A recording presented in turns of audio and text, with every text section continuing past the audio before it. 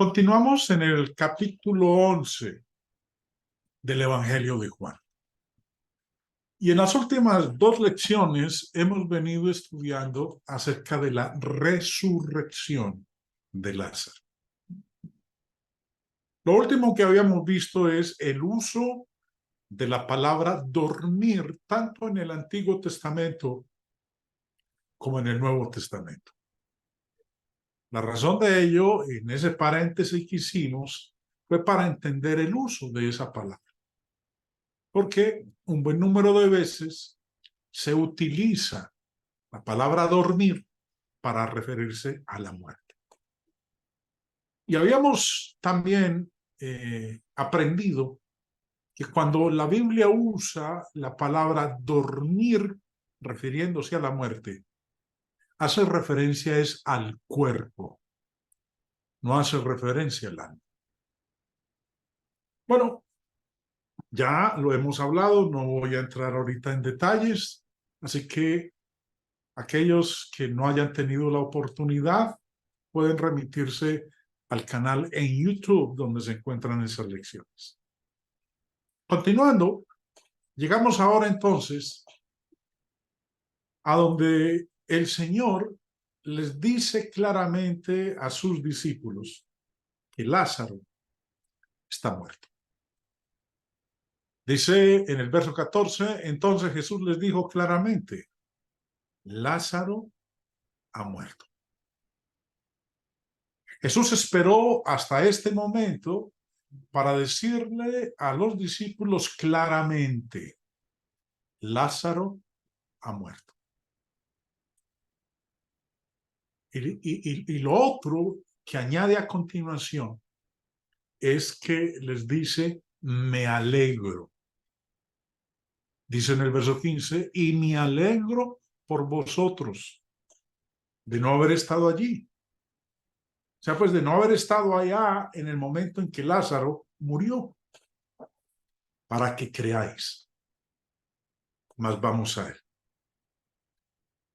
Ahora, esta declaración del Señor de mi alegro puede parecernos un poco extraña ante la muerte de un ser querido. Pero Jesús volvió a ver más allá del momento presente. Y les dijo, me alegro de vosotros de no haber estado allí para que creáis. Ahora, la muerte de Lázaro era con ese propósito. Iban a ver algo, sus discípulos iban a ver algo que aumentaría enormemente su fe. La muerte de un ser querido no es lo peor que pudiera pasar si tenemos fe en el Señor. El Señor dice, nuestro amigo Lázaro duerme.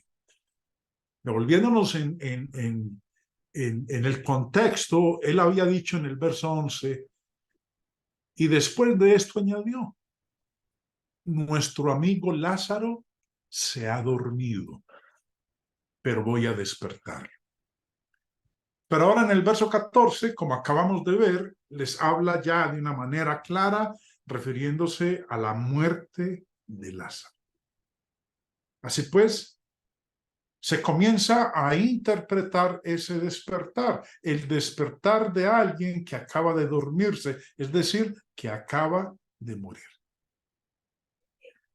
De haber estado presente Jesús en el momento de la muerte de Lázaro, los que estaban ahí presentes hubieran esperado de él un milagro de curación. Pero, como hemos visto antes, el volver a la vida a un muerto sería una forma más efectiva de fortalecer la fe que la curación de un enfermo. Por esta razón Jesús les había dicho, me alegro de vosotros de no haber estado allí para que creáis. Mas vamos a él. Verso 16. Dijo entonces Tomás, llamado Dídimo, a sus condiscípulos, vamos también nosotros para que muramos con él. Detengámonos un momento aquí, hermanos. Tomás, Dídimo, dos nombres. Señor Barclay, en su comentario, nos explica: todos los judíos de entonces tenían dos nombres.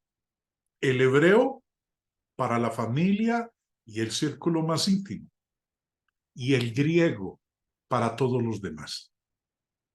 Tomás es el nombre hebreo y Dídimo el griego.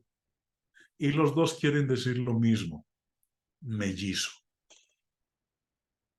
Ahora, en esta ocasión, los discípulos habrían podido negarse a seguir a Jesús, pero una voz se dejó oír. Todos creían que volver a Jerusalén era jugarse la vida, porque la última vez que habían estado allá, al Señor habían intentado matar. Por eso se había trasladado al otro lado del río Jordán, a Perea. Por eso vemos aquí que los discípulos, no había uno que diera el paso al frente y dijera, bueno, vámonos. Pero Tomás es quien demuestra desesperación diciendo, vamos también nosotros para que muramos con él. Tomás habló. Todavía no lo entendía, pero creo que vio el ir a Judea como un preludio de la muerte del Señor y expresó su voluntad de morir con él. Viniera lo que viniera, él no se retiraba. Vamos también nosotros, dice la parte final del verso 16, para que muramos con él. Este Tomás es el mismo que luego dudó de la resurrección del Señor. 3 meses después de este evento, cuando el Señor resucita de entre los muertos, este mismo Tomás que había dicho, vamos para que muramos con él, dudó de la resurrección de nuestro Señor. Bueno, lo que sigue a continuación es que Lázaro es resucitado de la muerte.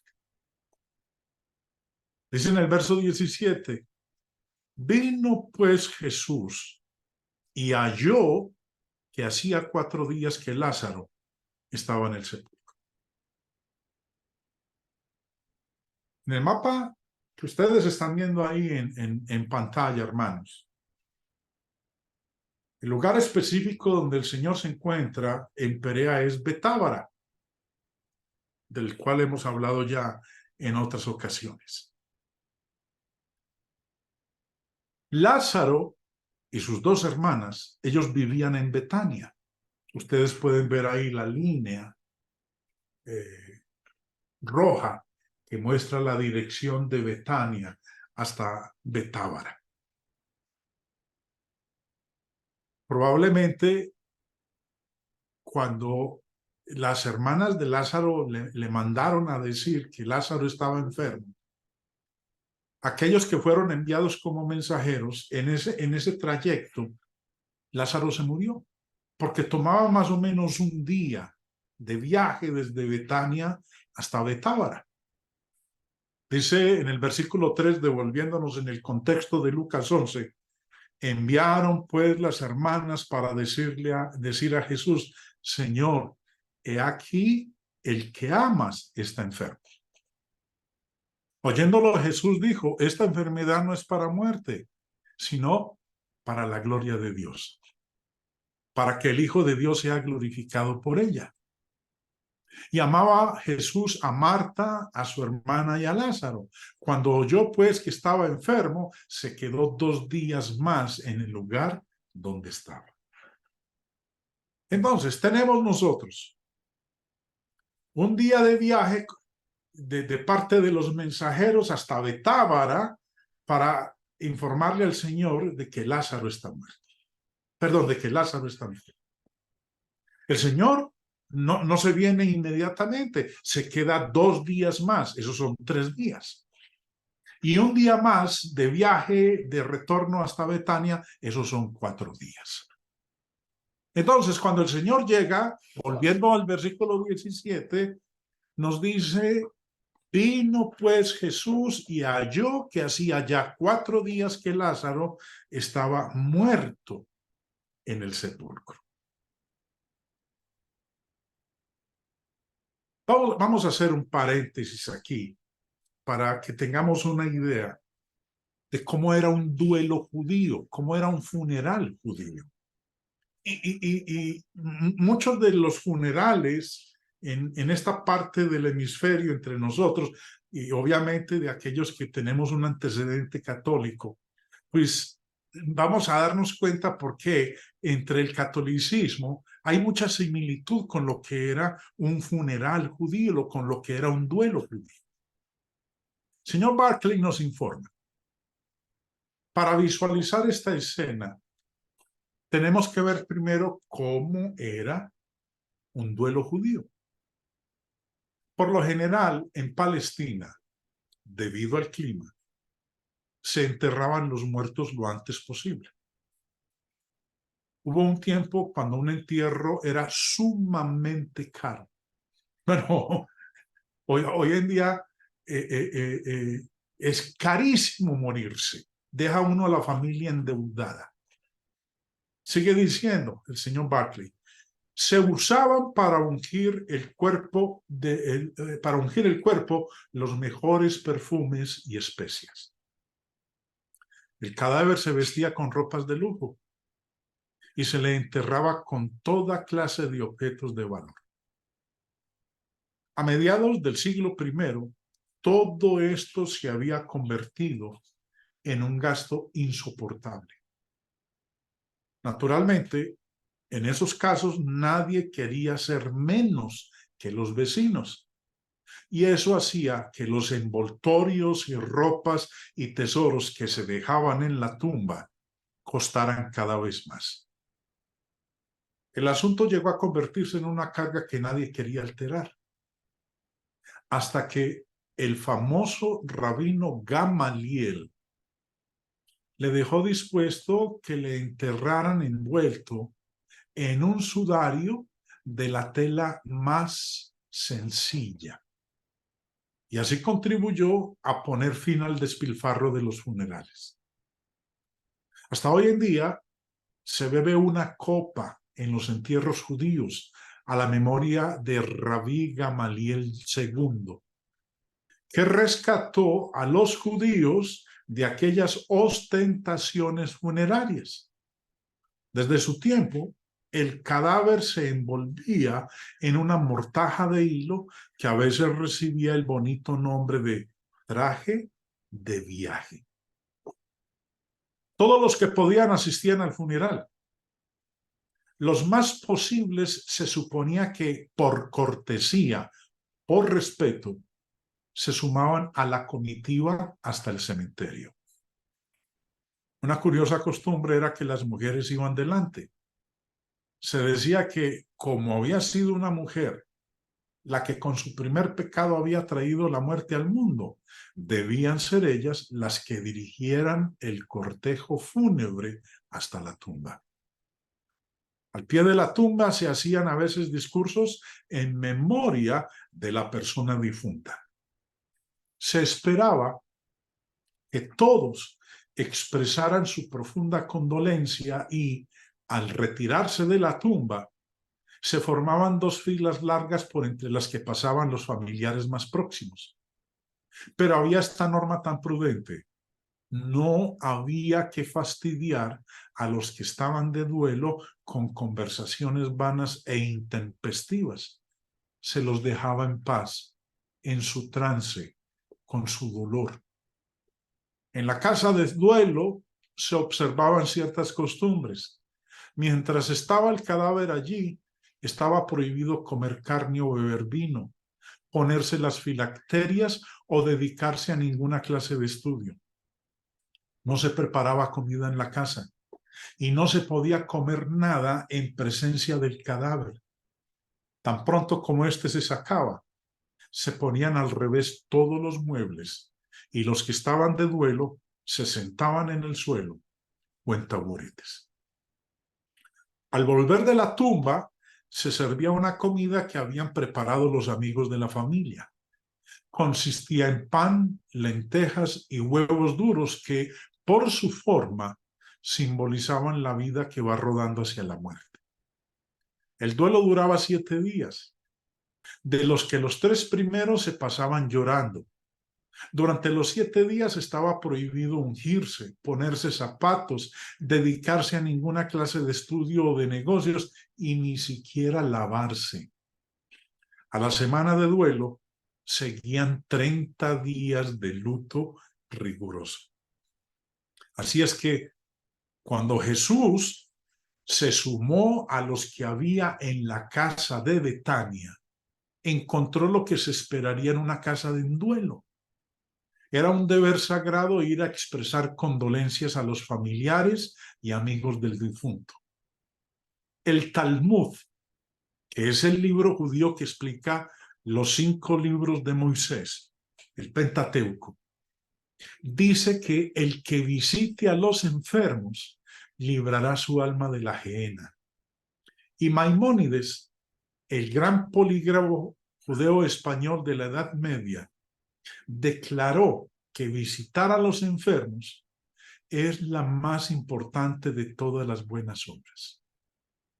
Las visitas de simpatía a los enfermos y a los que estaban de duelo eran una parte esencial de la religión judía. El respeto a los muertos y la condolencia con los que están de duelo eran algo esencial para los judíos. Al marcharse de la tumba, se volvían y decían: ve en paz. Y nunca mencionaban el nombre del difunto sin decir que en paz descanse. Hay algo muy conmovedor en la manera que tenían los judíos de mostrar condolencia con los afligidos. Fue a una casa llena de gente así a la que llegó Jesús aquel día. En lo que acabo de leerles, hermanos, de este comentario del señor Barclay, hay muchas similitudes con lo de hoy, con los funerales de hoy, con los duelos de hoy, porque todo en su mayor parte ha sido extraído de la manera como lo hacían los judíos. Vino el Señor Jesús, Lázaro ya lleva 4 días de muerto, lleva 4 días en el sepulcro. Y en el verso 18 nos dice: Betania estaba cerca de Jerusalén, como a 15 estadios. 15 estadios eran más o menos 3 kilómetros de Jerusalén, a unos 3 kilómetros de Jerusalén. Y nos dice que muchos judíos habían venido a Marta y a María para consolarlos. Verso 19. Y muchos de los judíos habían venido a Marta y a María para consolarlas por su hermano. Marta, al enterarse de que Jesús venía, salió a encontrarlo. Verso 20. Entonces Marta, cuando oyó que Jesús venía, salió a encontrarle, pero María se quedó en casa. Y ella se encontró con Jesús y le dijo estas palabras: Señor, si hubieses estado aquí, mi hermano no habría muerto. Esto no fue una reprimenda de Marta hacia el Señor, sino que fueron unas palabras de lamento. Porque ella creía que Jesús podría haber evitado la muerte de Lázaro. Y creía que fuera lo que fuese, cualquier cosa que Jesús pidiera, Dios lo haría. Miren lo que dice en el verso 22. Mas también sé ahora que todo lo que pidas a Dios, Dios te lo dará. Marta expresó con lo que dijo su propia fe. si hubieras estado aquí, mi hermano no habría muerto. Incluso, mire lo que dijo. Ahora, todo lo que pidas te será concedido. Ahora, eso parece indicar una creencia de que Jesús podría traer de regreso a Lázaro. Jesús le responde, tu hermano resucitará. Y cuando el Señor Jesús le dijo esto, tu hermano resucitará, Marta interpretó la palabra de Jesús como aplicable a la resurrección general de todo el mundo en el día final. Verso 24. Marta le dijo, yo sé que resucitará en la resurrección en el día del juicio. Ahora, esta respuesta de Marta muestra que ella no esperaba la resurrección inmediata de Lázaro de entre los muertos, sino la que va a ocurrir cuando el Señor Jesús venga en el día postrero, en el día final. Jesús entonces le dice, yo soy la resurrección y la vida. El que cree en mí, aunque esté muerto, vivirá. Y todo aquel que vive y cree en mí, no morirá eternamente. ¿Crees esto? Jesús habla en el verso 25 de la muerte física.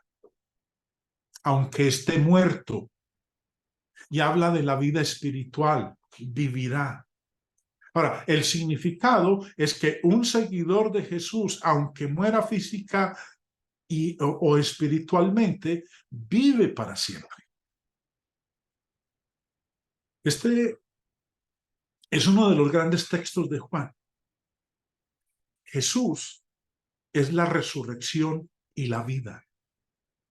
Todo aquel que cree en él no morirá jamás.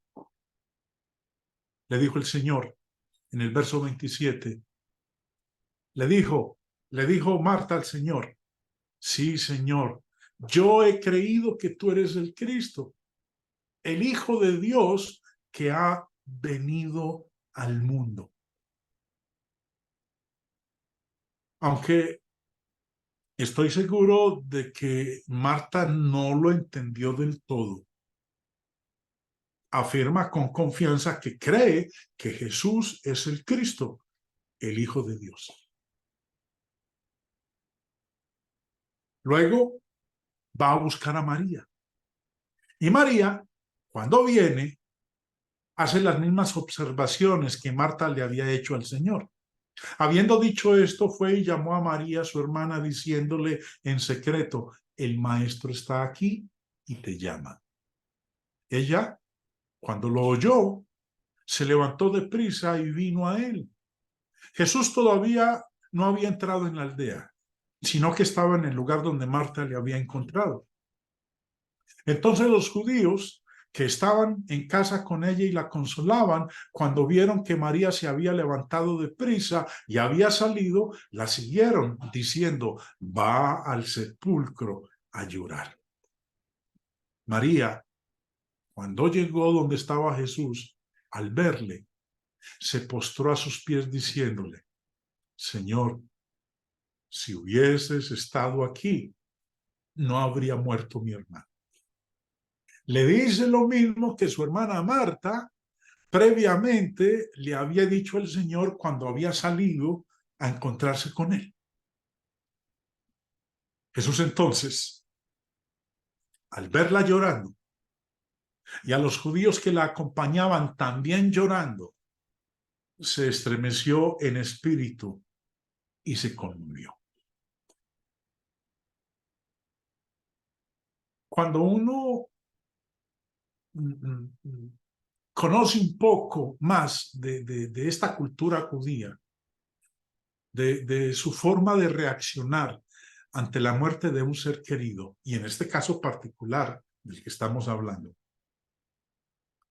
este llorar no es simplemente unas lagrimitas que salieron. Es más, el señor Buckley en su comentario dice Jesús vio llorar a María y a todos los que estaban en el duelo con ella. Debemos recordar que aquello no sería simplemente que se les saltaban las lágrimas, sino más bien lamentos y chillidos histéricos.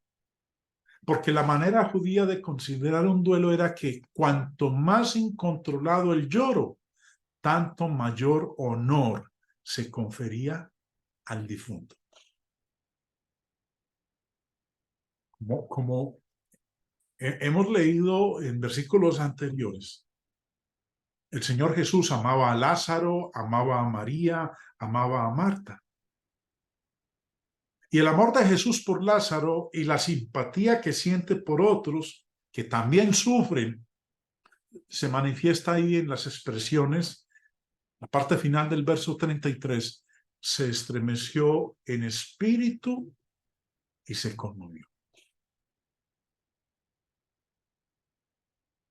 Aquellos que conocen o hemos experimentado la muerte de un ser querido, también podemos encontrar consuelo al saber que el Señor comprende lo que significa la pérdida de un ser querido. Juan nos muestra aquí esta imagen de nuestro Señor, que aun siendo Dios, nos presenta a un Dios cuyo corazón se estruja de angustia por la angustia de su pueblo. Y lo más grande que hizo Jesús fue traernos la noticia de un Dios que no es insensible, un Dios que realmente conoce nuestra naturaleza, nuestras emociones.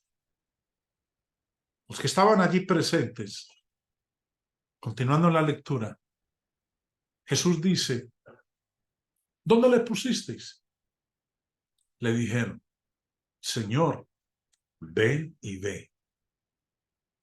Jesús lloró. Como dije hace un momento, esta porción nos muestra a nosotros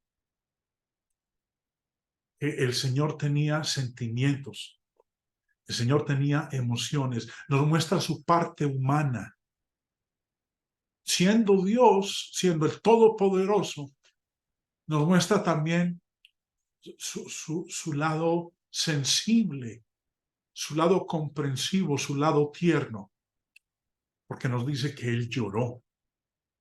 Dijeron entonces los judíos, mirad cómo le amaba. Y algunos de ellos dijeron, ¿no podía este que abrió los ojos al ciego haber hecho también que Lázaro no muriera? En la manera como lo está expresando Juan aquí, es probable que algunos de ellos, con lo que dijeron, lo dijeron en son de burla.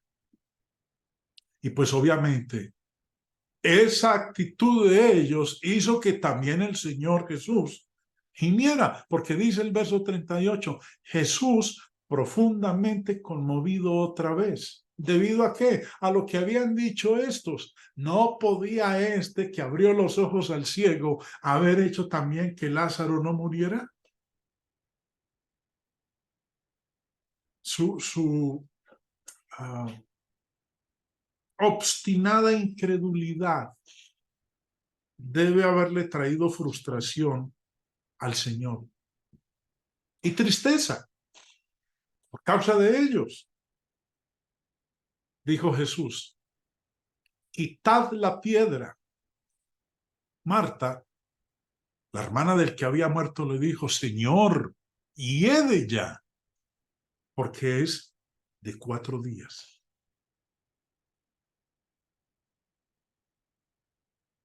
Interesante esta parte, hermanos, en donde Marta le dice al Señor, Señor, pero mira, ya sus carnes se están descomponiendo. Su olor ya es un olor mortecino. Pero había un pensamiento y una creencia entre los judíos de algo que ocurría durante los primeros 4 días de una persona muerta. El señor Markley nos ilustra al respecto y dice: Jesús pidió que quitaran la piedra. A Marta no se le ocurría nada más que una razón para abrir la tumba: que Jesús quería ver el rostro de su amigo por última vez. Marta no podía comprender aquel deseo, que no daría ningún consuelo. Advirtió que Lázaro ya llevaba 4 días en la tumba. Ahora, preste atención a lo que voy a leer a continuación. La razón era que los judíos creían que el espíritu de los muertos revoloteaba por la tumba 4 días, buscando una ocasión para entrar en el cuerpo otra vez. Pero después de 4 días, el espíritu ya se había ido, porque el rostro del difunto estaba tan descompuesto que ya no se podía ni reconocer.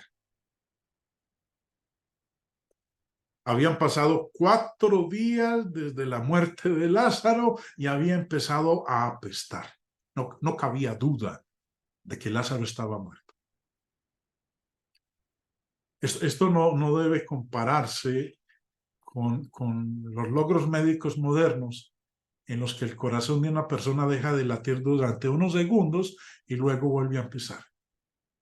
Ahora, esto que estamos leyendo nosotros aquí, de lo que va a ocurrir con la resurrección de Lázaro, dice el verso 40, Jesús le dijo: ¿no te he dicho que si crees verás la gloria de Dios? Señor Jesús va a realizar un milagro, va a dar vida a alguien que lleva muerto 4 días. Y el propósito de este milagro, como dice aquí la parte final del verso 40, es para la gloria de Dios. Entonces quitaron la piedra de donde había sido puesto el muerto. Y Jesús, alzando los ojos a lo alto, dijo: Padre, te doy gracias por haberme oído.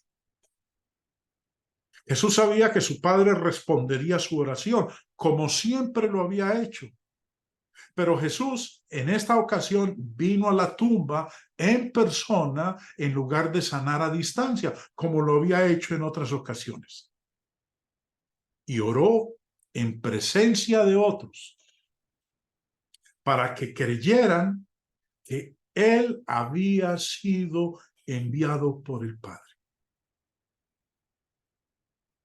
Yo sabía que siempre me oyes, pero lo dije por causa de la multitud que está alrededor, para que crean que tú me has enviado. Entonces, llegando al sepulcro, nos dice: y habiendo dicho esto, clamó a gran voz: Lázaro, ven fuera. ¿Qué experiencia debe haber sido para todos los que estaban ahí presentes cuando Lázaro sale? Y el que había muerto salió, atadas las manos y los pies con vendas y el rostro envuelto en un sudario. Jesús les dijo: desatadle y dejadle ir. Salió atado con las ropas funerarias. Un hombre que llevaba 4 días de muerto, cuyas carnes ya estaban con olor mortecino, hedían, y verle después de 4 días ahí de pie afuera del sepulcro debe haber sido algo increíble que llenó a todas las personas de un asombro impresionante. Nos dice en el verso 45: entonces muchos de los judíos que habían venido para acompañar a María y vieron lo que hizo, creyeron en él. El efecto de este milagro fue que se produjo creencia en los corazones de algunos, mientras que se produjo amargura en los corazones de otros que se volvieron más decididos a impedir que Jesús hiciera buenas obras. Dice el verso 46, pero algunos de ellos fueron a los fariseos y les dijeron lo que Jesús había hecho. Es después de esto que, reunido el Sanedrín en Jerusalén con el sumo sacerdote, dijeron: es necesario matar a Jesús. El sumo sacerdote, sin saberlo, hace una profecía verdadera. Y el verdadero problema que tienen estos gobernantes al creer en Jesús ahora queda expuesto. Pero de ello vamos a hablar en nuestra próxima lección. El complot que el Sanedrín, bajo la guía del sumo sacerdote, elaboran para poder culminar dentro de unas semanas más adelante con la crucifixión de nuestro Señor Jesucristo.